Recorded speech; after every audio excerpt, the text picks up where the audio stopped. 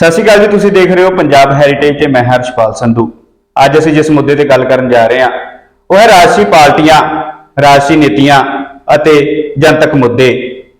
ਇਸ ਗੱਲਬਾਤ ਦੇ ਉੱਪਰ ਜਿਹੜੀ ਚਰਚਾ ਕਰਨਗੇ ਉਹਨੇ ਸਾਡੇ ਨਾਲ ਡਾਕਟਰ ਸਤਨਾਮ ਸਿੰਘ ਸੰਧੂ ਜੀ। ਡਾਕਟਰ ਸਾਹਿਬ ਤੁਹਾਡਾ ਬਹੁਤ ਬਹੁਤ ਸਵਾਗਤ ਹੈ ਜੀ। हाँ धन्यवाद हर्षपाल जी। ਜੀ ਡਾਕਟਰ ਸਾਹਿਬ, ਜਿਵੇਂ ਜਦੋਂ ਵੀ ਚੋਣਾਂ ਹੁੰਦੀਆਂ ਨੇ ਜੀ, ਜਿਹੜੀਆਂ ਰਾਜਨੀਤਿਕ ਪਾਰਟੀਆਂ ਨੇ ਉਹਨਾਂ ਵੱਲੋਂ ਮੈਨੀਫੈਸਟੋ ਬਣਾਇਆ ਜਾਂਦਾ ਹੈ ਤੇ ਜਿਹੜੇ ਉਹ ਵਾਅਦੇ ਕੀਤੇ ਜਾਂਦੇ ਜਨਤਾ ਨਾਲ, ਤੇ ਜਦੋਂ ਉਹ ਵਾਅਦੇ ਜਿਹੜੇ ਪੂਰੇ ਨਹੀਂ ਕੀਤੇ ਜਾਂਦੇ, ਕੀ ਇਸ ਦੇ ਵਿੱਚ ਕਾਰਨ ਤੁਸੀਂ ਮੰਨਦੇ ਹੋ?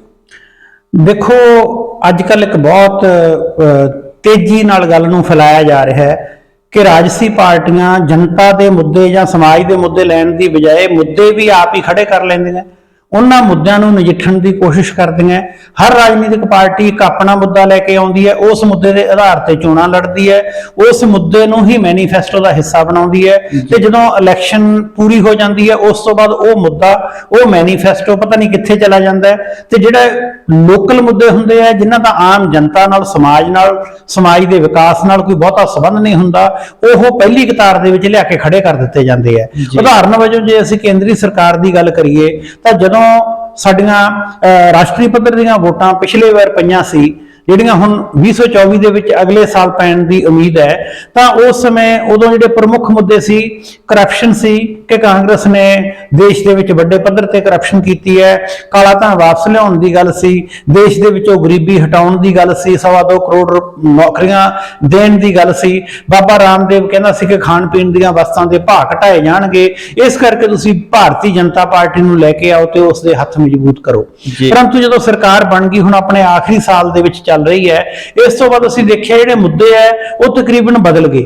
ते जदों बहुत बारी पूछा गया कि तुसीं मैनीफेस्टो दे विच इह कहा सी ते हुण तुसीं इस नूं इस तरीके नाल पेश कर रहे हो, तो इहदा कारण की है? तां नेता ने कहा कि इह चोणां वेले दे जुमले हुंदे है। इस करके मैनूं ये लगता है कि अजकल चोण मैनीफेस्टो ते चोण जुमले इन्हां दोनां दे विच फर्क करन दी किते बहुत वड्डे पद्धर ते जरूरत है। नहीं तां जिहड़ियां राजनीतिक पार्टियां वो ऐसी जुमलेबाजी करदियां जिहदे विच वोटर है जिहड़ा वो उलझ के रह जांदा है, उहनूं पता ही नहीं लगदा। एक ऐस खास किस्म दा माहौल तैयार कीता जांदा है मीडिया राहीं, लगातार उसे दा प्रचार कर करके जिहड़े सारे दे सारी स्थिति है उस नूं वखरे तरीके नाल ही खड़ा करके पेश कर दित्ता जांदा है। जी डॉक्टर साहब, सरकारां वल्लों जिहड़े चोणां दे मुद्दे ते जिहड़े अपने सरकारी ਉਹ ਆਪਦੇ ਮੁੱਦੇ ਨੇ ਜਿਹੜੇ ਉਹਨਾਂ ਦੇ ਵਿੱਚ ਵਿਹਾਰਕ ਅੰਤਰ ਆ ਜਾਂਦਾ ਜੀ, ਉਹ ਕਿਉਂ, ਤੁਸੀਂ ਇਹਨੂੰ ਕਿਵੇਂ ਮੰਨਦੇ ਹੋ ਜੀ? देखो जो चोणां दे मुद्दे हुंदे आ उदों ओह इस किस्म दीयां गल्लां भी कर जांदे आ कि असीं चंद दे तारे तोड़ के लिया देंगे जी, असीं घर घर रोजगार देवांगे, असीं किसानां दी आमदनी दुगनी कर देंगे। यह किसी एक विशेष पार्टी की गल नहीं करता। जिन्नियां भी राजनीतिक पार्टियां भावें ओह राष्ट्रीय पद्धर ते काम कर रही हैं भावें खेतरी पद्धर ते, ओह कित्थों शुरू करदियां ते कित्थे खत्म हुंदियां, जिन्हां नूं अजकल एक टर्म वरतदे आ फ्री बीज के मुफ्त की देवांगे। बहुत सारियां चीज़ां ते जदों उन्हां ने चोणां जितनी हुंदी है कि तुहानूं आटा भी मुफ्त मिलूगा, बस का सफर भी मुफ्त मिलूगा, तुहानूं बिजली भी मुफ्त मिलू, पानी भी मुफ्त मिलूगा, तुहानूं घर घर रोजगार मिलूगा, जिहड़ियां बीबियां घरे रह गईयां उन्हां नूं 1000 रुपया मिलूगा। किसी पार्टी ने कहा कि असीं लैपटॉप दे देंगे, किसी ने साइकिल कहे, किसी ने कहा असीं मोबाइल दे देंगे। मेरा नहीं ख्याल कि कोई भी चीज़ इस किस्म की बचती है जिहड़ी उदों वादियां दा हिस्सा नहीं बनती। ये वादे उस समय दे हुंदे आ जदों एक राजनीतिक दल चोणां दे विच जा रहा हुंदा है। ਜਦੋਂ ਉਹ ਰਾਜਨੀਤਿਕ ਦਲ ਚੋਣਾਂ ਜਿੱਤ ਕੇ ਵਾਪਸ ਆਉਂਦਾ ਹੈ ਤਾਂ ਉਦੋਂ ਫਿਰ ਮੁੱਦਿਆਂ ਦਾ ਜਿਹੜਾ ਆਧਾਰ ਹੈ ਉਹ ਸਰਕਾਰ 'ਚ ਆਉਣ ਤੋਂ ਬਾਅਦ ਬਦਲ ਜਾਂਦਾ ਹੈ। ਜੇ ਅਸੀਂ ਬਿਲਕੁਲ ਅੱਜ ਦੀ ਰੀਸੈਂਟ ਗੱਲ ਕਰੀਏ ਤਾਂ ਅੱਜ ਪੰਜਾਬ ਦੀ ਸਰਕਾਰ ਕੀ ਕਰ ਰਹੀ ਹੈ, ਉਹ ਕਰਪਸ਼ਨ ਤੇ ਫੋਕਸ ਕਰਕੇ ਵਿਰੋਧੀ ਧਿਰ ਦੇ ਜਿਹੜੇ ਲੀਡਰ ਹੈ ਉਹਨਾਂ ਨੂੰ ਅੰਦਰ ਕਰਨ ਵਾਸਤੇ ਵਿਜੀਲੈਂਸ ਰਾਹੀਂ, ਜਿਵੇਂ ਚੰਨੀ ਦੇ ਮਗਰ ਪਏ ਹੋਏ ਜਾਂ ਹੋਰ ਬਹੁਤ ਸਾਰਿਆਂ ਦੇ, ਨੋ ਡਾਊਟ ਕਿ ਉਹਨਾਂ ਨੇ ਕਰਪਸ਼ਨ ਕੀਤੀ ਹੋਊਗੀ, ਪਰ ਇਸ ਨੂੰ ਮੁੱਦਾ ਬਣਾ ਕੇ ਫੋਰ ਫਰੰਟ ਤੇ ਵੱਡੇ ਪੱਧਰ ਤੇ ਪ੍ਰਚਾਰਨਾ ਇਹ ਐਡੀ ਮੈਨੂੰ कोई वड्डी गल नहीं लगती। बिल्कुल इसी तरीके नाल आम आदमी पार्टी नाल केंद्र दे विच भारतीय जनता पार्टी कर रही है। पहला उन्होंने जैन नूं फड़िया, फिर मनीष सिसोदिया नूं फड़िया, अज है जिहड़ा ओह अरविंद केजरीवाल तो पुछगिछ कीती जा रही है। यह कोई चुनावी मुद्दा नहीं है।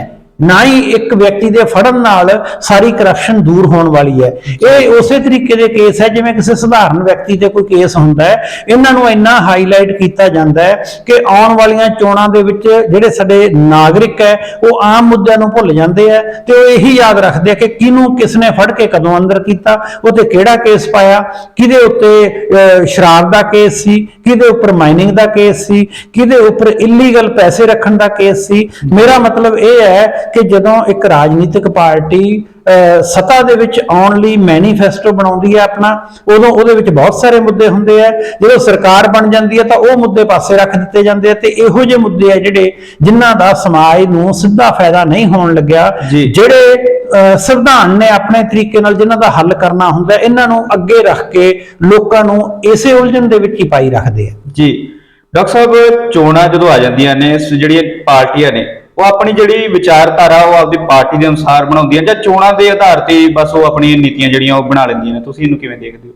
ਦੇਖੋ, ਇਹ ਬਹੁਤ ਮਹੱਤਵਪੂਰਨ ਤੁਹਾਡਾ ਸਵਾਲ ਹੈ। ਜਦੋਂ ਕਾਂਗਰਸ ਪਾਰਟੀ ਦਾ ਰਾਜ ਸੀ ਤਾਂ ਇੱਕ ਅੰਨਾ ਹਜ਼ਾਰੇ ਨੇ ਮੂਵਮੈਂਟ ਸ਼ੁਰੂ ਕੀਤੀ ਜੀ। ਉਸ ਮੂਵਮੈਂਟ ਦੇ ਵਿੱਚ ਉਹਨਾਂ ਨੇ ਲੋਕਪਾਲ ਦੀ ਗੱਲ ਕੀਤੀ, ਉਸ ਮੂਵਮੈਂਟ ਦੇ ਵਿੱਚ ਉਹਨਾਂ ਨੇ ਆਮ ਲੋਕਾਂ ਨੂੰ ਪਾਵਰ ਦੇਣ ਦੀ ਗੱਲ ਕੀਤੀ, ਉਸ ਦੇ ਵਿੱਚ ਪੰਚਾਇਤਾਂ ਨੂੰ ਅਧਿਕਾਰ ਦੇਣ ਦੀ ਗੱਲ ਕੀਤੀ। ਇਹ ਉਸ ਸਮੇਂ ਕਾਂਗਰਸ ਦੇ ਖਿਲਾਫ ਕਿਤੇ ਨਾ ਕਿਤੇ ਜਦੋਂ ਇਲੈਕਸ਼ਨ ਹੋਣੀ ਸੀ ਇਹਦਾ ਫਾਇਦਾ ਭਾਰਤੀ ਜਨਤਾ ਪਾਰਟੀ ਨੂੰ ਪਹੁੰਚਿਆ ਤੇ ਇਹਨਾਂ ਸਾਰੀਆਂ ਗੱਲਾਂ ਨੂੰ ਮੁੱਦਾ ਬਣਾ ਕੇ ਆਮ ਆਦਮੀ ਪਾਰਟੀ ਤੇ ਭਾਰਤੀ ਜਨਤਾ ਪਾਰਟੀ ਵੱਡੇ ਪੱਧਰ ਤੇ, ਰਾਸ਼ਟਰੀ ਪੱਧਰ ਤੇ, ਖੇਤਰੀ ਪੱਧਰ ਤੇ ਚੋਣਾਂ ਦੇ ਵਿੱਚ ਉਤਰੀਆਂ। ਪਰੰਤੂ ਜਿਵੇਂ ਹੀ ਸਾਰਾ ਕੁਝ ਬਦਲਿਆ ਤਾਂ ਉਹ ਜਿਹੜੇ ਮੁੱਦਿਆਂ ਦੀ ਸੁਰ ਤਾਲ ਸਾਰਾ ਕੁਝ ਬਦਲ ਗਿਆ। ਤੁਹਾਡੇ ਯਾਦ ਹੋਣਾ ਰਾਮਦੇਵ ਤੇ ਸਿਮਰਤੀ ਇਰਾਨੀ ਨੂੰ ਵਿਸ਼ੇਸ਼ ਤੌਰ ਤੇ ਮੈਂ ਗੱਲ ਕਰਨੀ ਚਾਹਾਂ। ਉਹਨਾਂ ਦੇ ਮੈਂ ਕਈ ਪੁਰਾਣੇ ਪ੍ਰੋਟੈਸਟ ਦੇਖੇ ਹੈ ਜਿਹਦੇ ਵਿੱਚ ਉਹ ਕਹਿੰਦੇ ਹੁੰਦੇ ਸੀ ਕਿ ਸਬਜ਼ੀਆਂ ਦੇ ਭਾਅ ਇੰਨੇ ਵੱਧ ਗਏ, ਡੀਜ਼ਲ ਪੈਟਰੋਲ ਦਾ ਭਾਅ ਇੰਨਾ ਵੱਧ ਗਿਆ, ਗੈਸ ਆ ਜਿਹੜੀ ਉਹ ਲੋਕਾਂ ਦੀ ਰੇਂਜ ਤੋਂ ਬਾਹਰ ਨਿਕਲ ਗਈ। ਪਰ ਹੁਣ ਉਸ ਤੋਂ ਕਿੰਨੀ ਜ਼ਿਆਦਾ ਮਿਕਦਾਰ ਦੇ ਵਿੱਚ ਭਾਅ ਵਧੇ ਹੋਏ ਹੈ। ਕਦੇ ਕੋਈ ਗੱਲਬਾਤ ਇਸ ਕਿਸਮ ਦੀ ਨਹੀਂ ਸੁਣੀ, ਉਹ ਕਿੱਥੇ ਗਈ? ਨਾ ਹੀ ਆਮ ਆਦਮੀ ਪਾਰਟੀ ਨੇ ਕਦੇ ਹੁਣ ਲੋਕਪਾਲ ਦੀ ਗੱਲ ਕੀਤੀ ਹੈ। ਭਾਵੇਂ ਸਿੰਬੋਲਿਕ ਤੌਰ ਤੇ ਛੋਟੀਆਂ-ਮੋਟੀਆਂ ਗੱਲਾਂ ਹੁੰਦੀਆਂ ਰਹਿੰਦੀਆਂ, ਪਰ ਅੱਜ ਜਦੋਂ ਸਰਕਾਰ ਬਣ ਜਾਂਦੀ ਹੈ ਤਾਂ ਉਹ ਮੁੱਦੇ ਕਿਤੇ ਪਿੱਛੇ ਰਹਿ ਜਾਂਦੇ ਆ। ਜਿਹੜੇ ਮੁੱਦਿਆਂ ਦਾ ਕਿਆਸ ਵੀ ਨਹੀਂ ਕੀਤਾ ਹੁੰਦਾ, ਜਿਹੜੇ ਮੁੱਦਿਆਂ ਦਾ ਕੋਈ ਮਹੱਤਵ ਨਹੀਂ ਹੁੰਦਾ, ਉਹ ਫੋਰਫਰੰਟ ਤੇ ਆ ਕੇ ਸਾਰੇ ਦਾ ਸਾਰਾ ਕੰਮ ਕਰਨ ਲੱਗ ਜਾਂਦੇ ਆ। ਰਹੀ ਗੱਲ ਵਿਚਾਰਧਾਰਾ ਦੀ, ਵਿਚਾਰਧਾਰਾ ਤਾਂ ਪਾਰਟੀਆਂ ਦੀ ਉਦੋਂ ਹੀ ਕੰਮ ਕਰਦੀ ਹੈ ਜਦੋਂ ਕਿਸੇ ਖਾਸ ਵਿਚਾਰਧਾਰਾ ਨੂੰ ਲੈ ਕੇ ਉਹ ਅੱਗੇ ਚੱਲਦੀਆਂ ਹੋਣ। ਸਾਡੇ ਹਾਲਾਤ ਇਹ ਬਣੇ ਹੋਏ ਆ ਕਿ ਹਰ ਵਿਅਕਤੀ ਹੈ ਜਿਹੜਾ ਉਹ ਜਦੋਂ ਕਿਸੇ ਖਾਸ ਪਾਰਟੀ ਦੇ ਵਿੱਚ ਜਾਂਦਾ ਤਾਂ ਤੁਰੰਤ ਇਹ ਮੰਨ ਲਿਆ ਜਾਂਦਾ ਕਿ ਹੁਣ ਇਹਦੀ ਵਿਚਾਰਧਾਰਾ ਬਦਲ ਗਈ, ਜਿਵੇਂ ਉਹ ਵਿਅਕਤੀ ਦਾ ਰਾਤੋਂ ਰਾਤ ਕਾਇਆ ਕਲਪ ਹੋ ਜਾਂਦਾ ਹੈ। ਇਸ ਤਰੀਕੇ ਨਾਲ ਪਾਰਟੀਆਂ ਦੀ ਵਿਚਾਰਧਾਰਾ ਹੈ। ਅੱਜ ਕੋਈ ਵੀ ਪਾਰਟੀ ਇੱਕੋ ਵਿਚਾਰਧਾਰਾ ਨਾਲ ਚੱਲਦੀ ਹੈ ਕਿ ਚੋਣਾਂ ਦੀ ਜਿੱਤ ਕਿਵੇਂ ਪ੍ਰਾਪਤ ਕਰਨੀ ਹੈ। ਜੇ ਉਹਨਾਂ ਨੂੰ ਲੱਗਦਾ ਹੈ ਕਿ ਵਿਰੋਧੀ ਖੇਮਿਆਂ ਵਾਲੀਆਂ ਦੋ ਪਾਰਟੀਆਂ ਇਕੱਠੀਆਂ ਹੋ ਕੇ ਵੀ ਜਿੱਤ ਪ੍ਰਾਪਤ ਕਰ ਸਕਦੀਆਂ ਤਾਂ ਉੱਥੇ ਉਹ ਵਿਚਾਰਧਾਰਾ ਤੇ 1 ਮਿੰਟ 'ਚ ਕੰਪਰੋਮਾਈਜ਼ ਕਰ ਲੈਂਦੀਆਂ। ਜੀ ਡਾਕਟਰ ਸਾਹਿਬ, ਅੱਜ ਦੀ ਜਿਹੜੀ ਰਾਜਨੀਤਿਕ ਪਾਰਟੀਆਂ ਨੇ ਉਹਨਾਂ ਦੇ ਜਿਹੜੇ ਵਿਹਾਰਕ ਸਰੂਪ ਹੈ ਉਹਨੂੰ ਤੁਸੀਂ ਕਿਵੇਂ ਦੇਖਦੇ ਹੋ ਜੀ? ਦੇਖੋ, ਜਿਹੜਾ ਰਾਜਨੀਤਿਕ ਪਾਰਟੀਆਂ ਦਾ ਅੱਜ ਵਿਹਾਰਕ ਸਰੂਪ ਇਸ ਕਿਸਮ ਦਾ ਬਣ ਗਿਆ ਹੈ ਕਿ ਉਹ ਕਾਰਪੋਰੇਟ ਵਾਂਗੂ ਕੰਮ ਕਰਦੀਆਂ ਜੀ। ਉਹ ਕੀ ਕਰਦੀਆਂ, ਇੱਕ ਏਜੰਡਾ ਬਣਾਉਂਦੀਆਂ ਕਿ ਇਹਨਾਂ ਚੋਣਾਂ ਦੇ ਵਿੱਚ ਅਸੀਂ ਇੰਨੇ ਜਿਹੜੀਆਂ ਸੀਟਾਂ ਜਿੱਤ ਸਕਦੇ ਆ, ਉਹਦੇ ਲਈ ਸਾਨੂੰ ਕਿੰਨੀ ਇਨਵੈਸਟਮੈਂਟ ਕਰਨੀ ਪਊਗੀ ਤੇ ਉਸ ਸਾਰੇ ਲਈ ਸਾਨੂੰ ਐਡਵਰਟਾਈਜ਼ਮੈਂਟ ਕਿਵੇਂ ਕਰਨੀ ਪਊਗੀ। ਸਾਡੇ ਕੋਲੇ ਅੱਜ ਕੱਲ੍ਹ ਤਾਂ ਜ਼ਾਹਰਾ ਤੌਰ ਤੇ, ਪਹਿਲਾਂ ਲੁਕਵੇਂ ਰੂਪ ਦੇ ਵਿੱਚ ਹੁੰਦੇ ਸੀ, ਪ੍ਰਸ਼ਾਂਤ ਕਿਸ਼ੋਰ ਠੇਕਾ ਲੈਂਦਾ ਕਿ ਮੈਂ ਤੁਹਾਡਾ ਪ੍ਰਚਾਰ ਕਰੂੰਗਾ, ਤੁਹਾਡੀਆਂ ਹੋਰਡਿੰਗ ਲਗਵਾਉਂਗਾ, ਤੁਹਾਨੂੰ ਨਾਅਰਾ ਦੇਵਾਂਗਾ, ਤੁਹਾਡੀਆਂ ਪਬਲਿਕ ਮੀਟਿੰਗ ਕਰਵਾਉਂਗਾ, ਲੋਕਾਂ ਦੇ ਵਿੱਚੋਂ ਡਾਟਾ ਇਕੱਠਾ ਕਰਕੇ ਕਿ ਉਹਨਾਂ ਦੀ ਆਵਾਜ਼ ਕੀ ਹੈ ਉਹ ਤੁਹਾਨੂੰ ਦੱਸੂਗਾ। ਇਹ ਸਾਰਾ ਕੁਝ ਕਰਨ ਵਾਸਤੇ ਇੱਕ ਖਾਸ ਕਿਸਮ ਦਾ ਏਜੰਡਾ ਬਣਾਇਆ ਜਾਂਦਾ ਹੈ। ਇਸ ਕਰਕੇ ਜਿਹੜੇ ਇਹਨਾਂ ਦੀ ਬੈਕ ਤੇ ਕਾਰਪੋਰੇਟ ਘਰਾਣੇ ਆ ਉਹ ਫੰਡਿੰਗ ਕਰਦੇ ਆ। ਉਹ ਫੰਡਿੰਗ ਕਰਕੇ ਇਹਨਾਂ ਨੂੰ ਕਹਿੰਦੇ ਆ ਕਿ ਤੁਸੀਂ ਇਦਾਂ ਕਰੋ, ਵੱਧ ਤੋਂ ਵੱਧ ਪੈਸੇ ਲਗਾਓ, ਵੱਧ ਤੋਂ ਵੱਧ ਜਗ੍ਹਾ ਤੇ ਰੈਲੀਆਂ ਕਰੋ। ਉਹ ਆਪਣੇ ਜਹਾਜ਼, ਚਾਰਟਰਡ ਪਲੇਨ ਵੀ ਇਹਨਾਂ ਨੂੰ ਦਿੰਦੇ ਆ ਚੜ੍ਹਨ ਨੂੰ, ਕਿਉਂਕਿ ਬਾਅਦ ਦੇ ਵਿੱਚ ਇਹਨਾਂ ਨੇ ਫਾਇਦਾ ਲੈਣਾ ਹੁੰਦਾ ਹੈ। ਇਸ ਕਰਕੇ ਮੈਨੂੰ ਇਹ ਲੱਗਦਾ ਹੈ ਕਿ ਵਿਹਾਰਕ ਪੱਧਰ ਤੇ ਰਾਜਨੀਤਿਕ ਪਾਰਟੀਆਂ ਦਾ ਇੱਕੋ ਹੀ ਧਰਮ ਹੈ ਕਿ ਸਵੇਰੇ ਇੱਕ ਵਿਅਕਤੀ ਕਿਸੇ ਹੋਰ ਪਾਰਟੀ ਦਾ ਹਿੱਸਾ ਹੁੰਦਾ ਹੈ, ਸ਼ਾਮ ਨੂੰ ਕਿਸੇ ਦੂਜੀ ਪਾਰਟੀ ਦਾ ਹੁੰਦਾ ਹੈ। ਆ ਪਿਛਲੇ ਦਿਨਾਂ ਦੇ ਵਿੱਚ ਇੱਕ ਵਿਅਕਤੀ ਪਹਿਲਾਂ ਛਾਲ ਮਾਰ ਕੇ ਆਮ ਆਦਮੀ ਪਾਰਟੀ 'ਚ ਗਿਆ, ਜਦੋਂ ਆਮ ਆਦਮੀ ਪਾਰਟੀ ਉਹਨੂੰ ਇਹ ਲੱਗਿਆ ਕਿ ਮੇਰੀ ਆਪਣੀ ਪਾਰਟੀ ਫਿਰ ਦੁਬਾਰਾ ਆਵਾਜ਼ਾਂ ਮਾਰ ਰਹੀ ਹੈ ਤਾਂ ਉਹ ਥੋੜੇ ਜਿਹੇ ਘੰਟਿਆਂ ਦੇ ਵਿੱਚ ਹੀ ਬਦਲ ਕੇ ਫਿਰ ਆਪਣੀ ਪਾਰਟੀ 'ਚ ਆ ਗਿਆ। ਇਹਦਾ ਮਤਲਬ ਇਹ ਹੋਇਆ ਕਿ ਵਿਹਾਰਕ ਪੱਧਰ ਤੇ ਰਾਜਨੀਤਿਕ ਪਾਰਟੀਆਂ, ਕਿਸੇ ਬੰਦੇ ਨੇ ਕਿੰਨੀ ਸੇਵਾ ਕਰੀ, ਕੋਈ ਬੰਦਾ ਕਾਡਰ ਦੇ ਵਿੱਚ ਕਿੰਨਾ ਲੰਮਾ ਸਮਾਂ ਰਿਹਾ, ਇਹਨਾਂ ਸਾਰੀਆਂ ਗੱਲਾਂ ਨੂੰ ਛੱਡ ਕੇ ਸਿਰਫ ਇਹ ਦੇਖਦੇ ਆ ਵਿਹਾਰਕ ਪੱਧਰ ਤੇ ਕਿ ਕਿਸ ਸੀਟ ਤੋਂ ਕਿਹੜਾ ਬੰਦਾ ਕਿਸੇ ਵਿਸ਼ੇਸ਼ ਜਾਤੀ ਕਰਕੇ, ਵਿਸ਼ੇਸ਼ ਧਰਮ ਕਰਕੇ ਉਸ ਇਲਾਕੇ ਦੇ ਵਿੱਚ ਉਸ ਵਿਅਕਤੀ ਦੀ ਚੜ੍ਹਤ ਕਰਕੇ ਸੀਟ ਨੂੰ ਜਿੱਤ ਸਕਦਾ ਹੈ। ਵਿਹਾਰਕ ਪੱਧਰ ਤੇ ਪਾਰਟੀਆਂ ਆਪਣੇ ਕੈਂਡੀਡੇਟਾਂ ਦਾ ਫੈਸਲਾ ਇਸ ਤਰੀਕੇ ਨਾਲ ਕਰਦੀਆਂ, ਉਹ ਬਿਲਕੁਲ ਨਹੀਂ ਦੇਖਦੀਆਂ ਕਿ ਉਹਨਾਂ ਨੇ ਪਰੋਲੇ ਪੈਰੀ ਦੇ ਵਿੱਚੋਂ ਲੈਣਾ ਹੈ। ਪਿਛਲੇ ਦਿਨਾਂ ਦੇ ਵਿੱਚ ਜਦੋਂ ਰਾਜ ਸਭਾ ਦੇ ਵਿੱਚ ਵਿਅਕਤੀਆਂ ਦੀ ਨੋਮੀਨੇਸ਼ਨ ਕਰਨੀ ਸੀ, ਉਸ ਸਮੇਂ ਵੀ ਜਿਹੜੀ ਪਾਰਟੀ ਆ ਉਹ ਦੇਖਦੀ ਹੈ ਕਿ ਉਹਨਾਂ ਨੂੰ ਕਿਹੜਾ ਵਿਅਕਤੀ ਸੂਟ ਕਰਦਾ ਹੈ, ਉਹਦਾ ਸੋਸ਼ਲ ਵਰਕ ਕਿੰਨਾ ਹੈ। ਇਹ ਮਾਇਨੇ ਨਹੀਂ ਰੱਖਦਾ, ਇਹ ਮਾਇਨੇ ਰੱਖਦਾ ਕਿ ਉਹ ਬੰਦਾ ਪਾਰਟੀ ਨੂੰ ਧਨ ਦੇ ਤੌਰ ਤੇ ਕਿੰਨੀ ਸੇਵਾ ਕਰ ਸਕਦਾ ਹੈ। ਇਸ ਕਰਕੇ ਮੈਨੂੰ ਇਹ ਲੱਗਦਾ ਕਿ ਹੁਣ ਸਾਰੀਆਂ ਪਾਰਟੀਆਂ ਵਿਹਾਰਕ ਤੌਰ ਤੇ ਚੋਣ ਆਧਾਰਿਤ, ਚੋਣ ਮੁਖੀ ਹੀ ਆਪਣਾ ਕਾਰਜ ਕਰਦੀਆਂ। ਜੀ ਡਾਕਟਰ ਸਾਹਿਬ, ਜਿਹੜੇ ਰਾਜਨੀਤਿਕ ਪਰਿਵਾਰ ਨੇ ਕੇਂਦਰ ਵੱਲੋਂ ਜਿਹੜੇ ਵਿਅਕਤੀ ਕੇਂਦਰਿਤ ਵੱਲ ਵਧ ਰਹੇ ਨੇ, ਤੁਸੀਂ ਇਹਨੂੰ ਕਿਵੇਂ ਦੇਖਦੇ ਹੋ ਜੀ? ਦੇਖੋ, ਪਹਿਲਾਂ ਦੋਸ਼ ਇਹ ਲਗਾਇਆ ਜਾਂਦਾ ਸੀ ਕਿ ਪਰਿਵਾਰਾਂ ਦੀ ਰਾਜਨੀਤੀ ਹੋ ਗਈ ਜੀ। ਕੁਝ ਪਰਿਵਾਰ ਜਿਨ੍ਹਾਂ ਦੇ ਵਿੱਚ ਸਭ ਤੋਂ ਪ੍ਰਮੁੱਖ ਨਹਿਰੂ ਗਾਂਧੀ ਪਰਿਵਾਰ ਮੰਨਿਆ ਜਾਂਦਾ ਸੀ, ਜਿਨ੍ਹਾਂ ਦੀ ਲੈਗੇਸੀ 4 ਪੀੜ੍ਹੀਆਂ ਤੱਕ ਲਗਾਤਾਰ ਪ੍ਰਧਾਨ ਮੰਤਰੀ ਬਣਨ ਲਈ ਚੱਲਦੀ ਆ ਰਹੀ ਹੈ ਤੇ ਹੁਣ ਵੀ ਉਹਨਾਂ ਦੇ ਵੰਸ਼ ਰਾਹੁਲ ਗਾਂਧੀ ਹੈ ਜਿਹੜੇ ਇਸ ਦੌਰ ਦੇ ਵਿੱਚ ਹੈ। ਇਸ ਤੋਂ ਬਾਅਦ ਜਿਹੜਾ ਸਾਡੇ ਕੋਲੇ ਮੁਲਾਇਮ ਸਿੰਘ ਦਾ ਪਰਿਵਾਰ, ਲਾਲੂ ਯਾਦਵ ਦਾ ਪਰਿਵਾਰ, ਮਹਾਰਾਸ਼ਟਰ ਦੇ ਵਿੱਚ ਸਾਡੇ ਕੋਲੇ ਜਿਹੜਾ ਇੱਕ ਬਾਲ ਠਾਕਰੇ ਦਾ ਪਰਿਵਾਰ, ਪੰਜਾਬ ਦੇ ਵਿੱਚ ਸਰਦਾਰ ਪ੍ਰਕਾਸ਼ ਸਿੰਘ ਬਾਦਲ ਦਾ ਪਰਿਵਾਰ, ਹਰਿਆਣੇ ਦੇ ਵਿੱਚ ਚੌਧਰੀ ਦੇਵੀ ਲਾਲ ਦਾ ਪਰਿਵਾਰ, ਬਹੁਤ ਸਾਰੇ ਮਾਧਵ ਰਾਓ ਸਿੰਧੀਆ ਪਰਿਵਾਰ, ਇਹ ਸਾਰੇ ਉਹ ਪਰਿਵਾਰ ਹੈ ਜਿਹੜੇ ਲੰਮੇ ਸਮੇਂ ਤੱਕ ਰਾਜਨੀਤੀ ਦੇ ਉੱਪਰ ਕੇਂਦਰਿਤ ਰਹੇ।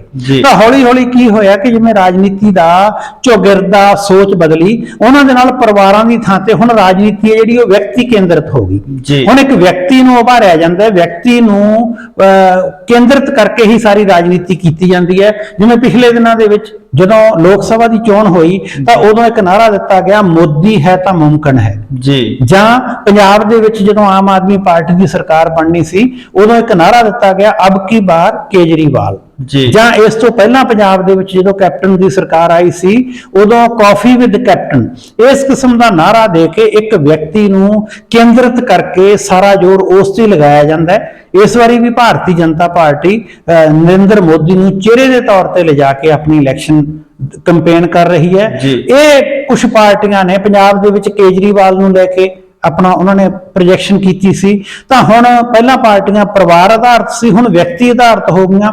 ਤੇ ਮੈਨੂੰ ਲੱਗਦਾ ਆਉਣ ਵਾਲੇ ਸਮੇਂ ਦੇ ਵਿੱਚ ਵੀ ਉਹ ਦੇਖ ਲੈਂਦੀਆਂ ਕਿ ਸਾਨੂੰ ਅੱਜ ਦੀ ਡੇਟ ਦੇ ਵਿੱਚ ਕਿਹੜਾ ਵਿਅਕਤੀ ਸਭ ਤੋਂ ਵੱਧ ਯੋਗ ਲੱਗਦਾ ਹੈ, ਜਿਹੜਾ ਵੋਟਰਾਂ ਨੂੰ ਖਿੱਚ ਪਾਉਣ ਲਈ ਕੰਮ ਆ ਸਕਦਾ ਹੈ, ਉਹਦੇ ਉੱਤੇ ਬਹੁਤਾ ਦਾਗ ਨਹੀਂ ਲੱਗਿਆ ਹੋਇਆ।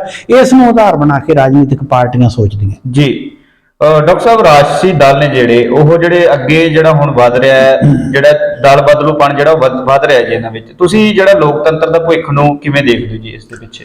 ਦੇਖੋ, ਲੋਕਤੰਤਰ ਦੇ ਵਿੱਚ ਪ੍ਰਮੁੱਖ ਤੌਰ ਤੇ ਇਹ ਮੰਨਿਆ ਜਾਂਦਾ, ਜਿਵੇਂ ਇਸ ਦੇ ਨਾਂ ਤੋਂ ਹੀ ਸਪਸ਼ਟ ਹੈ, ਉਹ ਤੰਤਰ, ਵਿਧਾਨ ਜਾਂ ਵਿਧੀ ਜਿਹੜਾ ਲੋਕਾਂ ਦੁਆਰਾ ਚਲਾਇਆ ਜਾਂਦਾ ਉਸੇ ਨੂੰ ਲੋਕਤੰਤਰ ਕਿਹਾ ਜਾਂਦਾ ਹੈ। ਪਰ ਜਦੋਂ ਲੋਕਾਂ ਦੀ ਪੁੱਛਗਿੱਛ ਘਟ ਜੇ, ਲੋਕਾਂ ਨੇ ਇੱਕ ਨੁਮਾਇੰਦੇ ਨੂੰ ਕਾਂਗਰਸ ਦੀ ਵਿਚਾਰਧਾਰਾ ਦੇ ਆਧਾਰ ਤੇ ਚੁਣ ਕੇ ਭੇਜਿਆ, ਲੋਕਾਂ ਨੇ ਇੱਕ ਨੁਮਾਇੰਦੇ ਨੂੰ ਭਾਰਤੀ ਜਨਤਾ ਪਾਰਟੀ ਦੀ ਵਿਚਾਰਧਾਰਾ ਦੇ ਆਧਾਰ ਤੇ ਚੁਣ ਕੇ ਭੇਜਿਆ, ਲੋਕਾਂ ਨੇ ਇੱਕ ਨੁਮਾਇੰਦੇ ਨੂੰ ਪਛੜੀਆਂ ਸ਼੍ਰੇਣੀਆਂ ਦੇ ਕਲਿਆਣ ਲਈ ਬੀਐਸਪੀ ਵੱਲੋਂ ਚੁਣ ਕੇ ਭੇਜਿਆ, ਲੋਕਾਂ ਨੇ ਇੱਕ ਨੁਮਾਇੰਦੇ ਨੂੰ ਅਕਾਲੀ ਦਲ ਵਜੋਂ ਪੰਥਕ ਰਵਾਇਤਾਂ ਅਨੁਸਾਰ ਚੁਣ ਕੇ ਭੇਜਿਆ। ਇਹ ਜਿਹੜੇ ਵਿਅਕਤੀ ਜਦੋਂ ਖਾਸ ਕਿਸਮ ਦੀ ਚੋਣ ਦੇ ਵਿੱਚੋਂ ਨਿਕਲ ਕੇ ਆਉਂਦੇ ਆ ਤਾਂ ਪਤਾ ਸਾਨੂੰ ਉਦੋਂ ਲੱਗਦਾ, ਜਿੱਤਣ ਤੋਂ ਬਾਅਦ ਇਹ ਕੀ ਕਰਦੇ ਆ, ਕਦੇ ਉਸ ਪਾਰਟੀ ਦੇ ਵਿੱਚ ਜਾ ਕੇ ਬੈਠ ਜਾਂਦੇ ਆ ਜਿਹੜੀ ਪਾਰਟੀ ਦੇ ਵਿਰੋਧ ਦੇ ਵਿੱਚ ਲੋਕਾਂ ਨੇ ਉਹਨੂੰ ਚੁਣਿਆ ਹੁੰਦਾ ਹੈ। ਇਸ ਕਰਕੇ ਮੈਨੂੰ ਇਹ ਲੱਗਦਾ ਹੈ ਕਿ ਇਸ ਕਿਸਮ ਦੀਆਂ ਨੀਤੀਆਂ ਉਹ ਬਹੁਤ ਹੀ ਖਤਰਨਾਕ ਹੈ। ਰਾਜਨੀਤਿਕ ਪਾਰਟੀਆਂ ਨੂੰ ਸੁਚੇਤ ਹੋਣਾ ਚਾਹੀਦਾ ਹੈ, ਪਰ ਰਾਜਨੀਤਿਕ ਪਾਰਟੀਆਂ ਨੇ ਤਾਂ ਆਪਣੀ ਸੀਟ ਕੱਢਣੀ ਹੁੰਦੀ ਹੈ, ਉਹਨਾਂ ਨੂੰ ਐਮਐਲਏ ਜਾਂ ਐਮਪੀ ਦਾ ਨੰਬਰ ਚਾਹੀਦਾ ਹੁੰਦਾ ਹੈ। ਇਹ ਉਹਨਾਂ ਦੇ ਸੋਚਣ ਵਾਲੀ ਗੱਲ ਨਹੀਂ, ਪਾਠਕਾਂ ਨੂੰ ਜ਼ਰੂਰ ਸੋਚਣਾ ਚਾਹੀਦਾ ਹੈ ਕਿ ਘੱਟੋ ਘੱਟ ਜਿਹੜੇ ਵਿਅਕਤੀ ਹਰ ਰੋਜ਼ ਦਲ ਬਦਲ ਕੇ ਆਉਂਦੇ ਆ, ਜਿਨ੍ਹਾਂ ਦੀ ਕੋਈ ਵਿਚਾਰਧਾਰਾ ਨਹੀਂ, ਸਮਾਜ ਲਈ ਕੋਈ ਸੇਧ ਦੇਣ ਦਾ ਕੰਮ ਨਹੀਂ ਕਰਦੇ, ਉਹਨਾਂ ਬਾਰੇ ਜ਼ਰੂਰ ਧਿਆਨ ਰੱਖਣਾ ਚਾਹੀਦਾ ਜੀ। ਡਾਕਟਰ ਸਾਹਿਬ, ਅਜਿਹੀ ਸਥਿਤੀ ਦੇ ਵਿੱਚ ਜਿਹੜੇ ਰਾਜਸੀ ਦਲ ਨੇ ਉਹਨਾਂ ਦਾ ਕੋਈ ਜਿਹੜਾ ਸਿਧਾਂਤ ਨਹੀਂ ਹੈ, ਉਹਨਾਂ ਦੀ ਕੋਈ ਜਿਹੜੀ ਹੈ ਉਹ ਵਿਚਾਰਧਾਰਾ ਨਹੀਂ ਹੈ, ਤੁਸੀਂ ਇਸ ਦੇ ਭਵਿੱਖ ਨੂੰ ਕਿਵੇਂ ਦੇਖਦੇ ਹੋ ਵੀ ਰਾਜਨੀਤੀ ਦਾ ਭਵਿੱਖ ਕਿਸ ਤਰੀਕੇ ਦਾ ਰਹਿਣ ਵਾਲਾ ਜੀ ਅੱਗੇ? ਦੇਖੋ, ਜਿਹੜੀਆਂ ਸਿਧਾਂਤ ਆਧਾਰਿਤ ਪਾਰਟੀਆਂ ਮੰਨੀਆਂ ਜਾਂਦੀਆਂ ਸੀ ਜਾਂ ਜਿਹੜੀਆਂ ਆਈਡੀਓਲੋਜੀ ਬੇਸਡ ਪਾਰਟੀਆਂ ਸੀ, ਉਹ ਖੱਬੇ ਪੱਖੀ ਪਾਰਟੀਆਂ ਮੰਨੀਆਂ ਜਾਂਦੀਆਂ ਸੀ, ਜਿਨ੍ਹਾਂ ਦੇ ਵਿੱਚ ਸੀਪੀਆਈ, ਸੀਪੀਐਮ, ਸੀਪੀਐਮਐਲ ਜੀ, ਉਹ ਵਿਚਾਰ ਤੇ ਬਹੁਤ ਕਰੜਾਈ ਨਾਲ ਪਹਿਰਾ ਦਿੰਦੀਆਂ ਸੀ। ਸਵਾਏ ਬੰਗਾਲ ਤੋਂ ਉਹਨਾਂ ਦੀ ਕਿਧਰੇ ਸਰਕਾਰ ਨਹੀਂ ਬਣੀ। ਹੌਲੀ ਹੌਲੀ ਬੰਗਾਲ ਦੇ ਵਿੱਚੋਂ ਵੀ ਸਰਕਾਰ ਖੁਰ ਗਈ। ਕੇਂਦਰ ਦੇ ਵਿੱਚ ਜਿੰਨਾ ਚਿਰ ਹਰਕ੍ਰਿਸ਼ਨ ਸੁਰਜੀਤ ਜਿਉਂਦੇ ਰਹੇ, ਉਹਨਾਂ ਚਿਰ ਤੱਕ ਇੱਕ ਤਕੜੀ ਉਹਨਾਂ ਦੀ ਬ੍ਰੋਕਰ ਦੇ ਤੌਰ ਤੇ ਭੂਮਿਕਾ ਹੁੰਦੀ ਸੀ। ਉਹ ਬਹੁਤ ਸਾਰੀਆਂ ਆਪੋਜੀਸ਼ਨ ਦੀਆਂ ਪਾਰਟੀਆਂ ਨੂੰ ਇਕੱਠਾ ਕਰਨ ਦੇ ਵਿੱਚ ਕਾਮਯਾਬ ਵੀ ਰਹਿੰਦੇ ਸੀ। ਉਹ ਪਾਰਟੀਆਂ ਹੁਣ ਕਿਧਰੇ ਨਾ ਕਿਧਰੇ ਸੀਨ ਤੋਂ ਬਾਹਰ ਚਲੀਆਂ ਗਈਆਂ।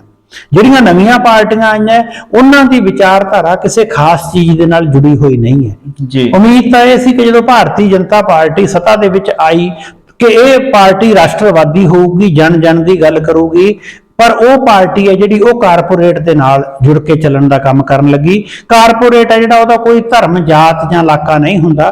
ਕਾਰਪੋਰੇਟ ਨੇ ਪ੍ਰੋਫਿਟ ਦੇਖਣਾ ਹੁੰਦਾ। ਜੇ ਅੱਜ ਉਹਨੂੰ ਲੱਗਦਾ ਕਿ ਉਹਨੂੰ ਇੰਗਲੈਂਡ ਦੇ ਵਿੱਚ ਵੱਧ ਪ੍ਰੋਫਿਟ ਮਿਲਦਾ ਹੈ, ਉਹਨੇ ਆਪਣਾ ਧਨ ਹੈ ਜਿਹੜਾ ਉਹ ਉੱਥੇ ਸ਼ਿਫਟ ਕਰ ਦੇਣਾ ਜੀ। ਇਸ ਕਰਕੇ ਮੈਨੂੰ ਇਹ ਲੱਗਦਾ ਹੈ ਕਿ ਹੁਣ ਪਾਰਟੀ ਤੇ ਪਾਰਟੀ ਦੀ ਵਿਚਾਰਧਾਰਾ ਜਿਹੜੀ ਉਹ ਕਿਤੇ ਵੀ ਸਟੈਂਡ ਨਹੀਂ ਕਰਦੀਆਂ ਤੇ ਇਹ ਸਾਰੀਆਂ ਚੀਜ਼ਾਂ ਕਿਤੇ ਨਾ ਕਿਤੇ ਡੈਮੋਕ੍ਰੇਸੀ ਲਈ ਖਤਰਾ ਇਸ ਕਰਕੇ ਹੈ ਕਿ ਹੁਣ ਜਿਹੜੇ ਵੱਡੇ ਵੱਡੇ ਘਰਾਣੇ ਆ ਉਹ ਸਪਾਂਸਰ ਕਰ ਰਹੇ ਆ ਇਲੈਕਸ਼ਨਾਂ ਨੂੰ ਤੇ ਇਲੈਕਸ਼ਨ ਜਿੱਤਣ ਤੋਂ ਬਾਅਦ ਫਿਰ ਉਹ ਡਿਕਟੇਟ ਵੀ ਕਰਦੇ ਆ। ਜਿਵੇਂ ਪੰਜਾਬ ਦੇ ਕਿਸਾਨਾਂ ਨੇ ਮੋਰਚਾ ਲਾਇਆ ਸੀ ਤਾਂ ਉਹਦੇ ਵਿੱਚ ਉਹ ਮੋਰਚੇ ਦੇ ਇਹੀ ਗੱਲ ਕਹਿ ਰਹੇ ਸੀ ਕਿ ਸਾਨੂੰ ਬਾਅਦ ਦੇ ਵਿੱਚ ਪਤਾ ਲੱਗਿਆ ਕਿ ਕਣਕ ਸਾਂਭਣ ਲਈ ਅਦਾਨੀ ਦੇ ਗੋਦਾਮ ਕਿਉਂ ਬਣਾਏ ਜਾ ਰਹੇ ਆ, ਪਰ ਉਸ ਦੇ ਜਿਹੜੇ ਬਿੱਲ ਹੈ ਉਹ ਬਾਅਦ ਦੇ ਵਿੱਚ ਪਾਸ ਹੋ ਕੇ ਆਉਂਦੇ ਆ। ਇਹਦਾ ਮਤਲਬ ਇਹ ਹੋਇਆ ਕਿ ਉਸ ਵਿਸ਼ੇਸ਼ ਕਾਰਪੋਰੇਟ ਘਰਾਣੇ ਨੂੰ ਪਹਿਲਾਂ ਹੀ ਪਤਾ ਸੀ ਕਿ ਇਸ ਕਿਸਮ ਦੀ ਪਲੈਨਿੰਗ ਹੈ ਜਿਹੜੀ ਉਹ ਬੈਕ ਬੈਂਚ ਤੇ ਚੱਲ ਰਹੀ ਹੈ ਤੇ ਇਹਨਾਂ ਚੀਜ਼ਾਂ ਦਾ ਉਹ ਫਾਇਦਾ ਲੈਂਦੇ ਆ।